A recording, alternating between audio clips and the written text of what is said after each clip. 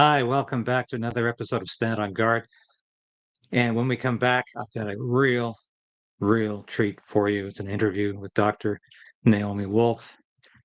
Before we get to that, I have a couple of other things to add. But you're watching Stand on Guard, broadcasting live this morning from Ottawa, and I'm David Krayden. Be back in mere moments. The Prime Minister lied and his minions continue to lie. Your home is your castle. We're calling on the government to introduce and immediately pass the Stand on Guard law. But we also need to resolve to resist.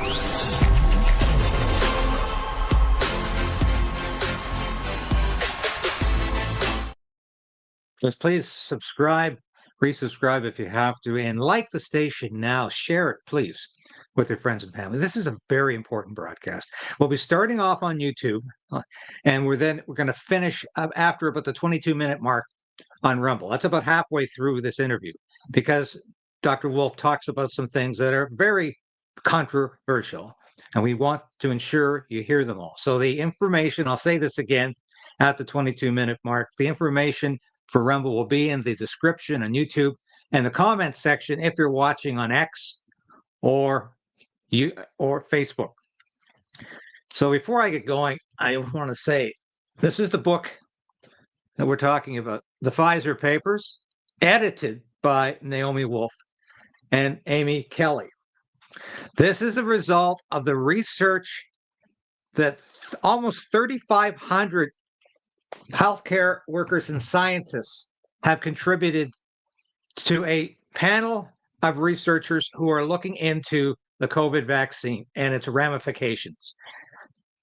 It's a monumental piece of work, and that's one of the first questions I ask Naomi in this interview is, did you ever expect to be part of this? But this is an incredible piece of work. And I think it's inspired, and I'll just mention this because I had John Cr1me on recently, about a week and a half ago, to talk about what the Canadian Center for Constitutional Justice Center for Constitutional Freedoms has produced. And this is the work, Post-COVID Canada, the rise in unexpected deaths. And I certainly think this document and the work that JCCF has done has been in part inspired by the incredible work done by Naomi Wolf and her team. And I can't overemphasize that enough. And what you're going to hear in this broadcast today is incredible. And it's time all Canadians knew what the consequences and ramifications were of the vaccine. And we'll get into that later. I want to mention this as an aside, because just prior to going on there, I noted that Robert Redford just passed away at 89 years old. Now, interestingly enough, he died at his home in Utah.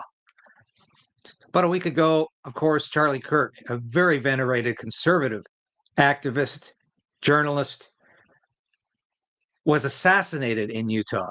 And you saw the vitriol from demented people going on social media, thinking it was a great thing. Here's what I'm going to say about this.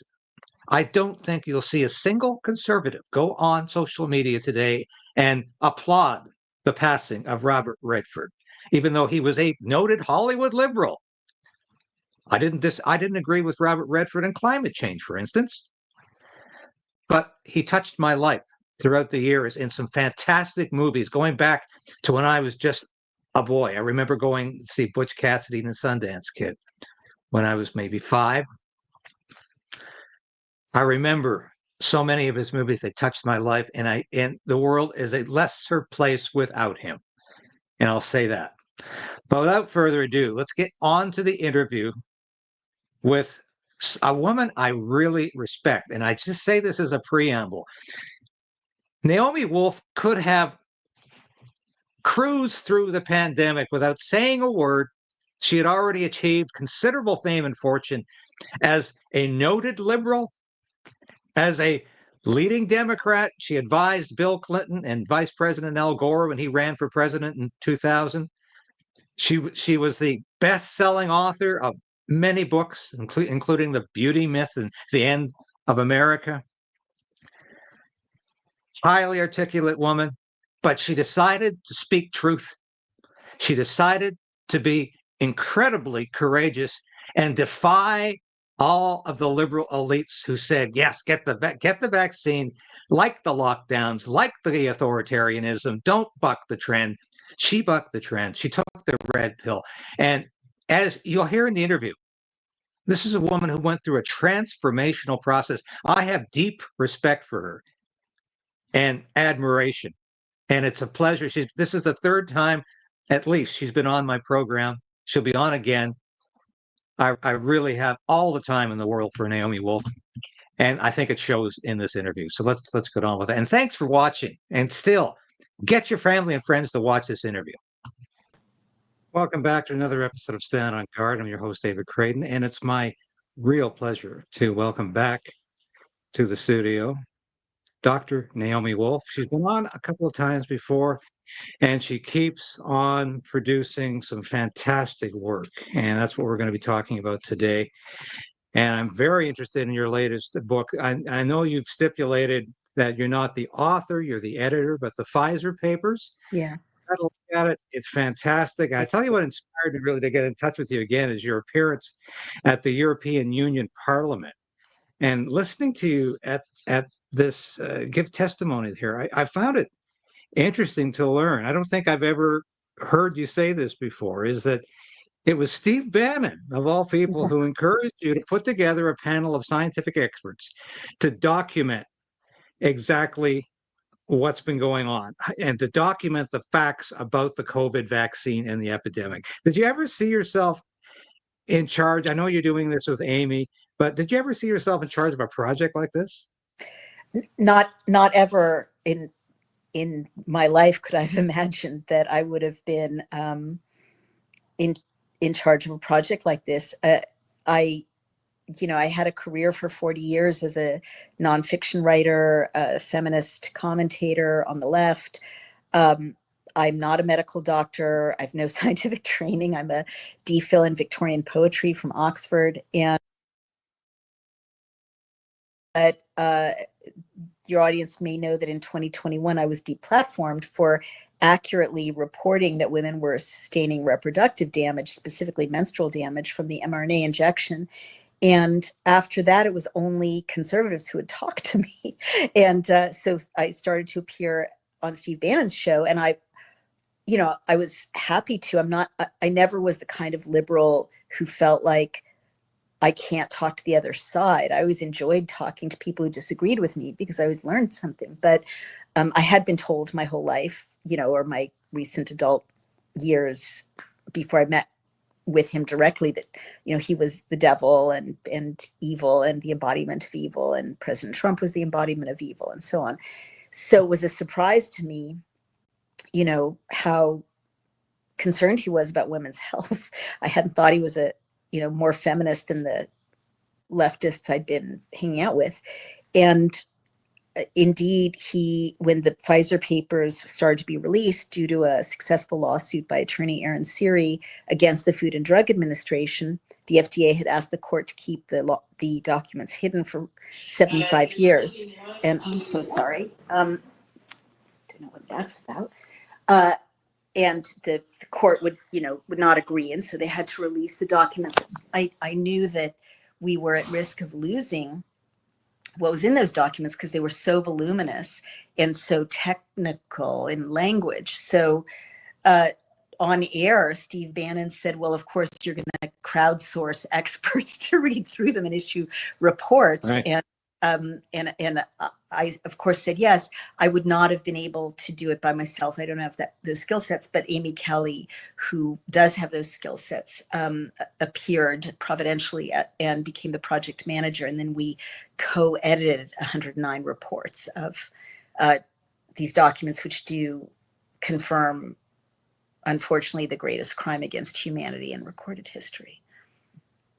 Now, how were you invited to testify before the European Union Parliament? Was it entirely Christine Anderson, who I had on the show? I know Christine fairly well, and she's a fantastic woman, a great leader. Was it mainly Christine who invited you? To my knowledge, it was only Christine Anderson who invited me. I mean, she's whip of her party, Alternatives for Deutschland. So, I'm aware that when we were in Brussels for 2 days at her kind invitation, we met a lot of her colleagues, and they warmly welcomed me. And then about 70 of them appeared to hear the presentation to Parliament, to the European Parliament. But I believe it was her invitation, even though her colleagues helped in welcoming us. I noted this week that Health and Human Services Secretary Robert F. Kennedy Jr. is going to be dropping a report on infant mortality. And interestingly enough, stock prices went down for pharmaceuticals. I think you posted that on your X. How do you judge and assess Mr. Kennedy's performance thus far as the health secretary? Well, I've admired RFK Jr. for a long time, and we know each other a little bit. And I was delighted when he joined forces with President Trump, and I then at that point endorsed the MAGA Maha ticket, which I never again ever thought I would be endorsing any ticket that had President Trump on it. I think it's a great thing for the country for these two groups of voters to be in alignment. I think that they kind of balance and correct each other to create, what we're seeing right now, which is the combination is making the Democratic Party obsolete. And as a lifelong Democrat, I wouldn't have, innately said that was a good thing, except that the Democratic Party has turned into such a toxic, marginalized, self-marginalizing stew of festering special interests that I do think it's healthy that the big middle is represented by MAGA and Maha together, the right and the middle, I should say. I think that RFK Jr., I've been critical, publicly of some of the tortuous policy proposals that have come out of HHS since he's been in charge. I don't like the KC means Cali means nexus. I did an essay showing that both of their companies really raise questions.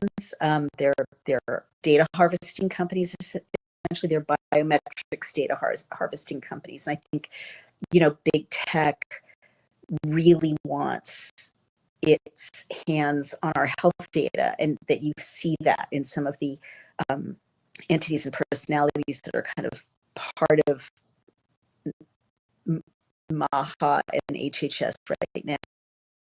But having been critical of that and been critical of the fact that they rolled out with a big press announcement that they were no longer recommending the COVID vaccine for a number of groups, but they, I and some distinguished co-authors wrote an open letter criticizing the fact that, sick kids were still being recommended the COVID shot, and, pregnant women, which is madness.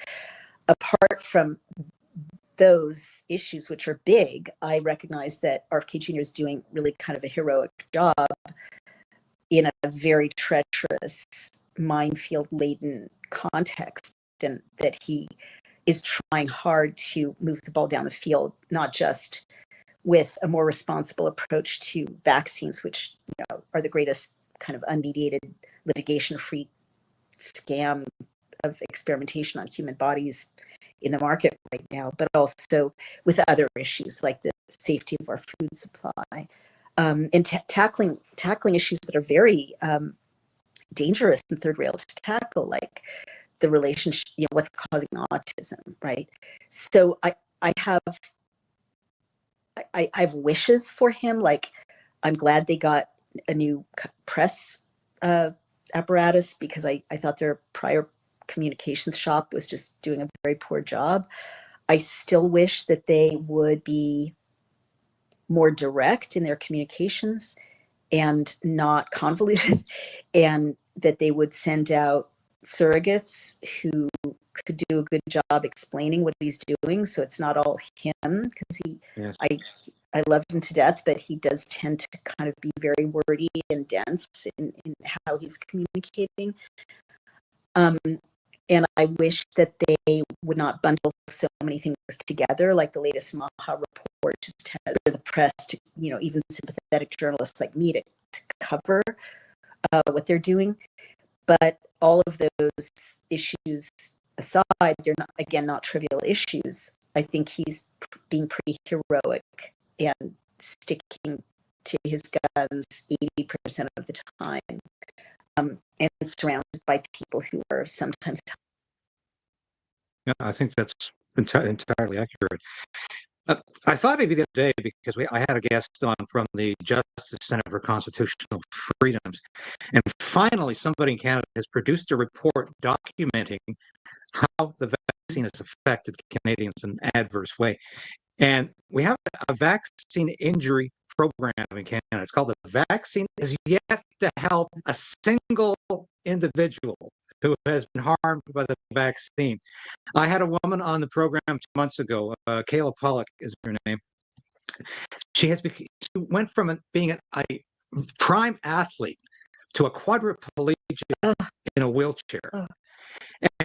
And she's yet to receive a single cent. I've done everything I can to highlight her story. What would Naomi Wolf say about this? That we've got such neglect going on for these victims in Canada.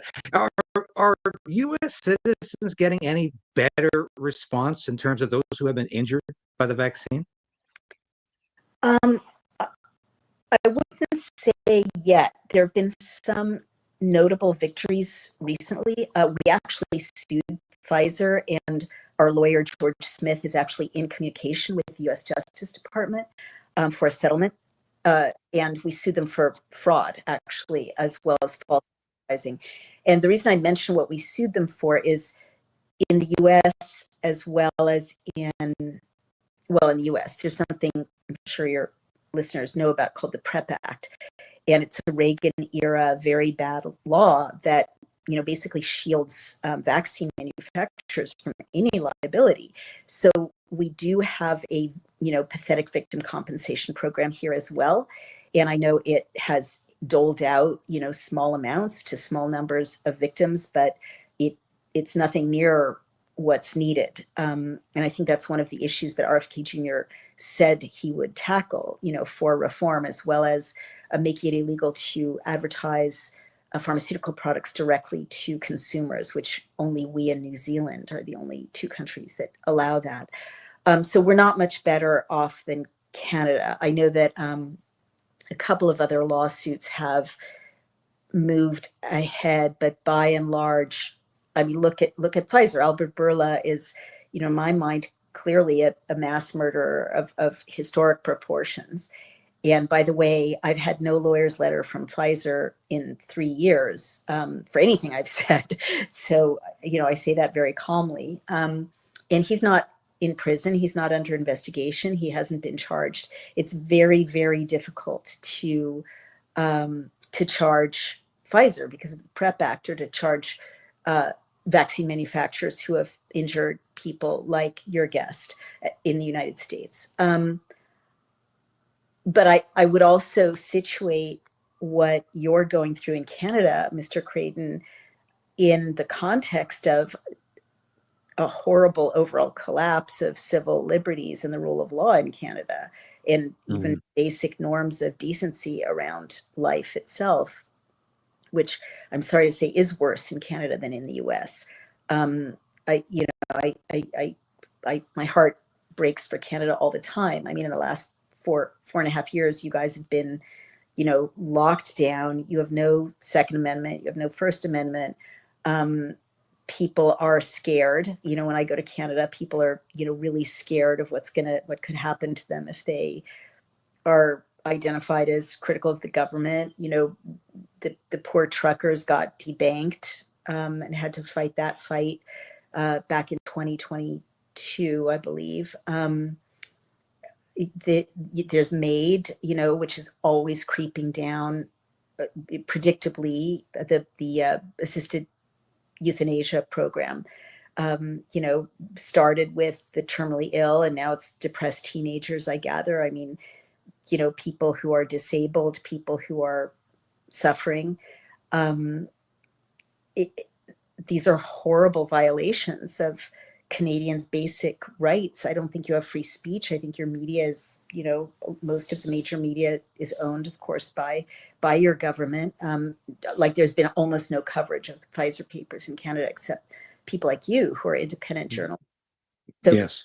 I guess what I would say is what happened to your poor guest, I would put it in a context of a Canada that's been stripped of its sovereignty and Canadians stripped of their human rights and free speech.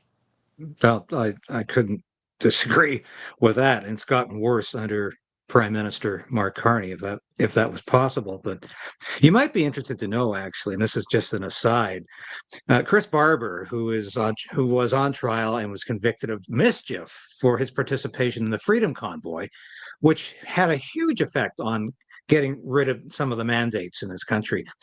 The province of Ontario, and I was at his latest hearing on Friday last week. The province of Ontario is trying to steal, I don't even say expropriate, I say steal his truck that he drove from Saskatchewan to Ottawa as part of the protest. And they want to literally destroy it. Just dismantle that truck in an act of, I would say, almost derangement. But of course, it's punitive, it's violent, it's irrational, but that's how governments in Canada do react. And my heart goes out to Chris. The money that Chris and Tamara Leach have spent going from the Western Canada back and forth to Ottawa for a trial on mischief that's lasted over 2 years. I mean, it's just incredible. But what you're saying about Canada is entirely true, and it's quite sad. But I wanted to add, you mentioned President Donald Trump. I'm wondering if is he beginning to realize that maybe Operation Warp Speed wasn't a good idea? Because it always amazed me. I've been very supportive of Donald Trump, and at times he drives me crazy, but I've been very supportive over the years. But the same people who voted for Donald Trump are the same people who say the vaccine was horrible. And yet the correlation between Operation Warp Speed and the vaccine, it's almost like there was a detachment there. Do you think Donald Trump's waking up now and realizing that maybe Big Pharma lied to him, misled him? And is he having sort of like a buyer's remorse about pushing the vaccine in the beginning? That's a great question. Before we go on to that, do you mind if I ask, because it's going to bother me if I never know, what basis is the Canadian government taking a guy's truck?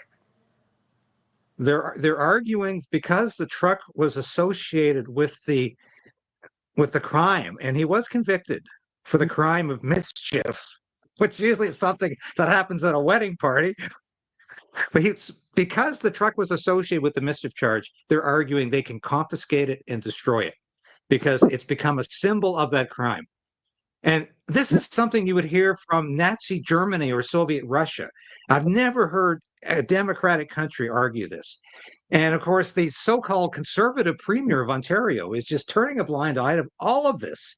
He has at no point suggested this has gone way too far. And and I have to say it's disgusting.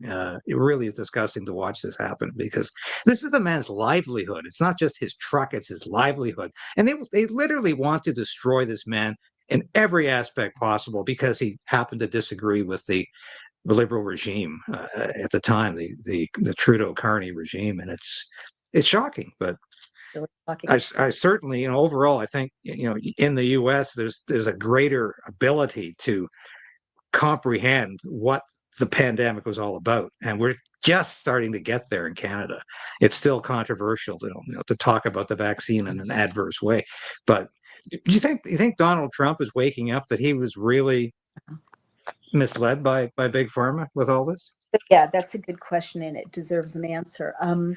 So first, I do want to say that, and I always say this when this comes up, speaking both as a former advisor to presidential campaigns and also as a former White House spouse, because my former husband was a Clinton speechwriter and I was sort of a wife. around, the special assistant to the president, which is the same job title that Dr. Fauci had when he advised President Trump about warp speed. I just want to say I don't blame President Trump for having initially taken his special assistant's advice about the vaccine, because when you're running a country, when you're the president, you have to rely on your special advisors. You have to. There's no way one executive can master economics, banking, agriculture, pharmaceuticals, medicine. There's just no way. So I don't blame him. That's the system. You have special advisors for a reason, and they're bound to give the president the best advice they can, and he can't second guess them. So I don't blame him for that at all. That's how the system works. That said, that was 5 years ago, and I think when he has resisted, being critical of the vaccine more recently, partly I think it's liability, not that he could get sued, but that all of them, like no one wants to acknowledge who was in charge, not media, not politicians, not doctors, that there's anything wrong with the vaccine, because once you open that door, if the PrEP Act ever goes away, there's a huge amount of liability there. And also even with that, with the PrEP Act, if you can sue the government or government officials, or, put criminal charges at their feet, like everyone's lawyer is saying, don't acknowledge. So I think that's going on. But I think nonetheless, there was a tweet of his that was very telling, in which he said, and I wish he'd go further with this, in which he said, and it was right when I was about to present to the European Union, which was interesting. I don't know that, the news of that travels very far, but I'm sure HHS was aware of it. But he said something like, I wish that Pfizer would show the public the data that they showed me, because what they showed me was wonderful, perfect data about this injection. So basically he was calling them out. And then Pfizer responded in a very pathetic way, like, oh, by the end of the month, we'll get you something, Mr. President. And, some of the studies are on our website. I mean, it was like a very lame response.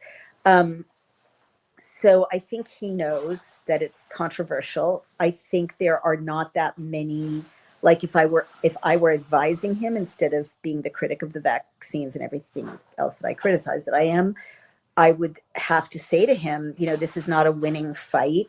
Let HHS shoulder this one.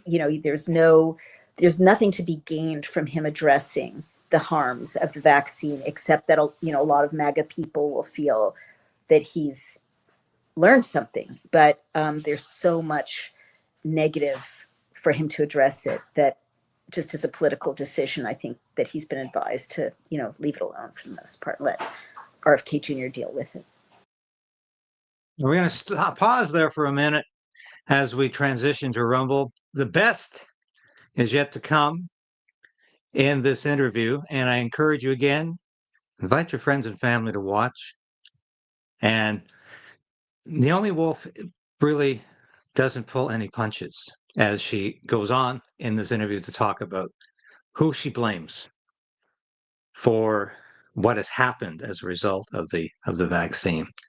So we're going to proceed now from here. And by the way, if you're wondering how to transition to the Rumble, the information is in the description of the YouTube broadcast and in the comments section of the X and Facebook broadcasts.